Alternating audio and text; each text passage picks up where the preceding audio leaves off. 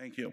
We're now going to go into the NRO NC, the NRO Number Council, also known as the ASOAC report, and I'll have Kevin Bloomberg up to give that.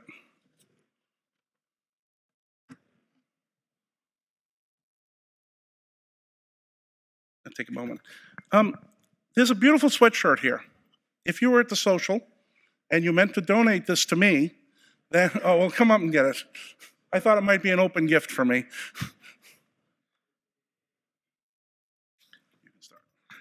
Good morning, everybody. This is Kevin Bloomberg. I'll try to go fast at the mic this time. So on your slide, on the agenda, it says NRO NC Report, and we've got ASOAC Report. And we're just going to do a little bit of what is the two. But for all intents and purposes, for this audience, they are the same group.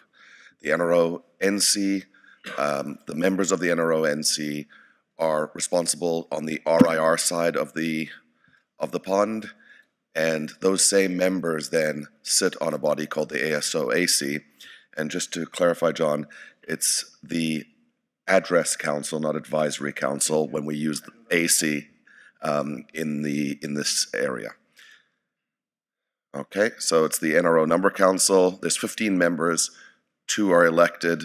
One is appointed from each of the regions. We've got a number of observers, staff members, etc., that join to listen in on our calls. Not all the office terms are the same, but it's done by region. In our region, it's based on 3-year terms. What we do, we advise the ICANN board when we are asked for numbers-related questions. We help elect seats 9 and 10 of the ICANN board. We have one of our members on the NOMCOM, the ICANN General Nominating Committee. We meet monthly. We meet physically annually in March. Louis, is there a question or clarification? Just back one slide. Yes, thank you. Just a quick clarification on term of office. For at ARIN, the term of office is 3 years, whether you're elected or appointed. This has APNIC information on there. But so now you thank you for yeah, thank you. We jump slides between the different regions. There's a lot of similarity. APNIC used many of my slides from the last time we did this. I used theirs, and it goes around in a circle. So I did miss that, and I appreciate that. So here is the latest information that is current terms, and I want to stress that. So as an example, thanks to the ARIN board, I was reappointed yesterday. That is not on the slide because my term still is till the end of this year, at which point my new term would start. In the APNIC region, Aftab Siddiqui was just elected. He's currently in an appointed position. He was just elected, I believe, 2 weeks ago, give or take, to a term. So these are the current terms of all of the different regions. And if you are from the other regions, you will have worked with hopefully a number of these people. So we have a scheduled meeting every month on a Wednesday. Because this is a global organization or global group of people, we like to use UTC time, which is wonderful for many regions, not so good for West Coast of North America. We do have emergency meetings if it's required. We haven't done that in quite a while. Since ARIN 39, we've had 5 teleconferences. An interesting thing, quorum is not just that we have 7 or 8 people on a call. Quorum is that we have everybody represented from every region. So we've got multiple quorum requirements, and unfortunately, in August, one of the regions was unable to attend. Therefore, we did not have quorum and did not have that meeting. The main topics for the discussion since then have been the ASO review. We'll talk about that a little later, but there was an entire report done on how not just the ASOAC, but how the entire ASO operates. It's done every 5 years. This is the second time that review has come out, and there is a final report on that. Discussion of empowered communities, John spoke about a little earlier. As part of the procedures for the empowered communities, the ASOAC has a carve-out in the interim document where we are asked to write procedures on that, and that's something that we're working on. ICANN Seat 9, that process has just started. Nominations have just opened, so we're getting into full swing for that. And we're getting ready for ICANN, not 59. Oh yeah, well, we're doing ICANN 59 preparations. So what is the main purpose of the ASO/AC? Well, the main purpose is for us to work on global policy.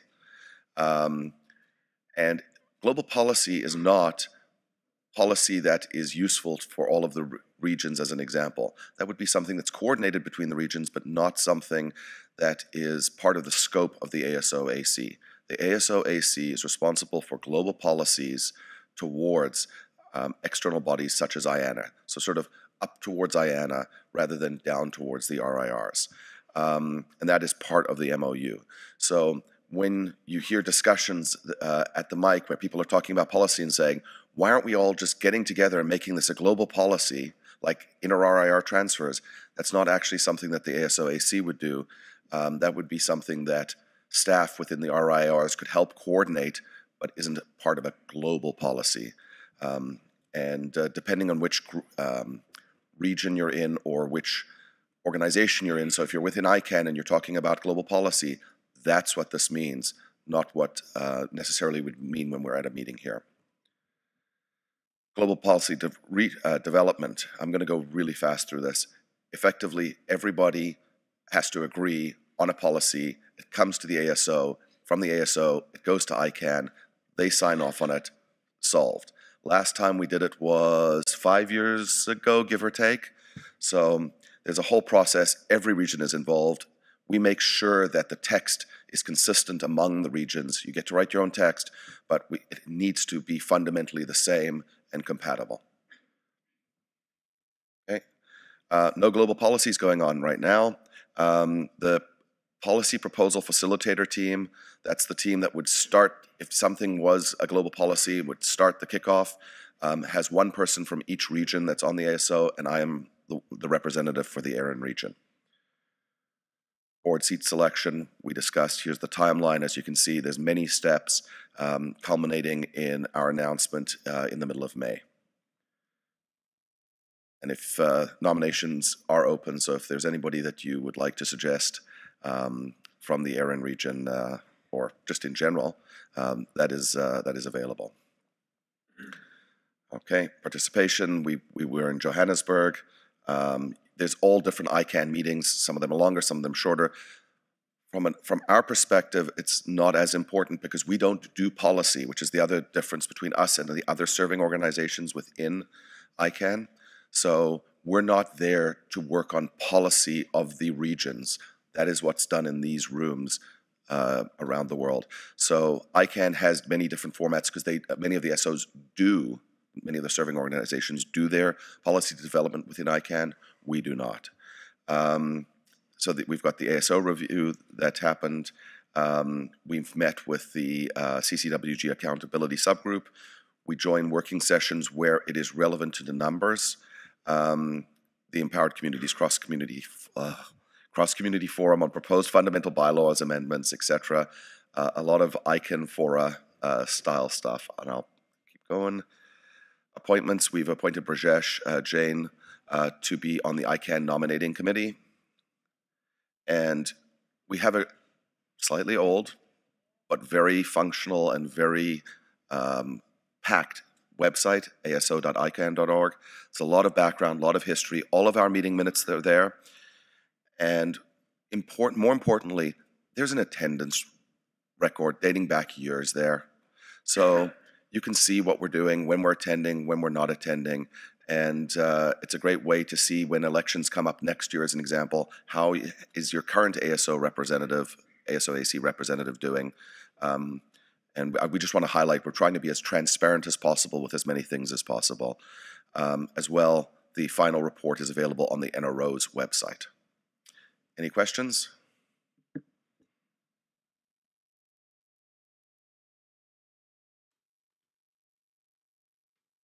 Go ahead. Hey, Kevin, Allison Wood, State of Oregon, ARIN AC. So you talked about you guys would meet for emergencies. What would constitute an emergency that would call you all to meet?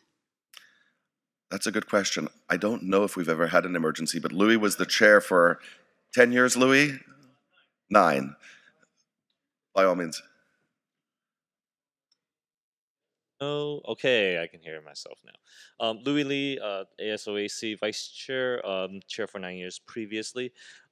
Occasionally, we would get a request that, say, for instance, IANA gets a request about ASN because one of the regions have asked for another block of ASNs, and they want to know, so how do you interpret this global policy if the region needs some 4-byte ASN or not 4-byte, more 2-byte ASN?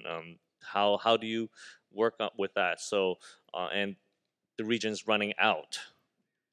So knowing that passing a policy takes cycles, we may convene quickly, especially if there's another meeting coming up very soon. And we decide, okay, we consult with the community, get an idea of what the sense of community is. Is it okay to split it up? Do we actually not consider 4-byte versus 2-byte, that kind of things? Yeah, there could be a case of a clarification. If we're asked for clarification of global policy, the our normal inclination would go to the body that coordinated it, which would be the ASOAC. There's also now, because of the empowered community, there's a chance we'd be asked to support a petition that another ICANN empowered community member initiated to remove a board member. For example, it could be a board member on the ICANN board designated by our ASOAC. That decision period could be 7 or 30 days, depending on the type of petition, and that would constitute an emergency meeting, for example, if we wanted to be able to get timely advice out of the ASOAC. So just to add one thing, we have a list of procedures, not just standing rules, but a fairly comprehensive list of procedures that dictates a number of timelines. So anything outside of that timeline would be considered an emergency at that point. And based on the coordination of the regions, etc., we work in weeks, months, and years, not days and hours.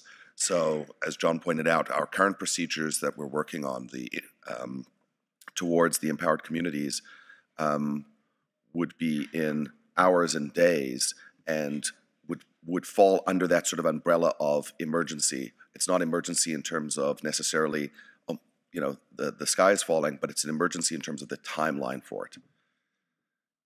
Any other questions? Chris? Not from the queue, I'm speaking for myself. You mentioned that the last time a global policy change was implemented was roughly 5 years ago. Correct. I'm curious what that policy change was that required it to be implemented globally. That was the AS change, was it not? Louis?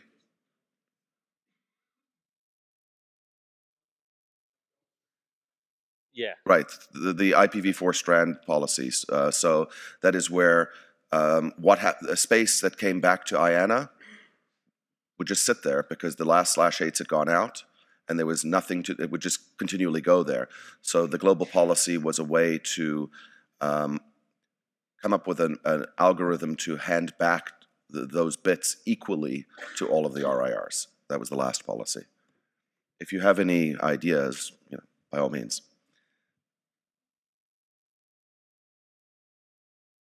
Any other questions for Kevin? Thank you. Thank you, everybody.